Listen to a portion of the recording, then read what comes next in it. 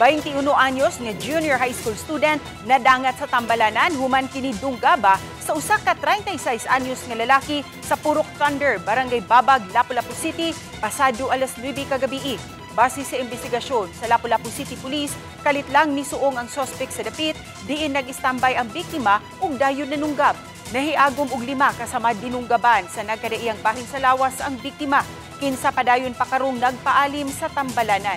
Hinuon human sa kapin 2 ka oras, nasikop usab dayon sa mga personnel sa Police Station 3 sa Lapu-Lapu City Police ang 36 anyos nga suspitsado. Personal grudge ang gitumbok nga hinungdan. Samtang gihan-ay na sa kapulisan ang kasong serious physical injuries nga ipasaka batok sa maong suspitsado. So matong wala na ngutan na diretso niyang kuan. Iyang gidunggab. Marinaalang sila mga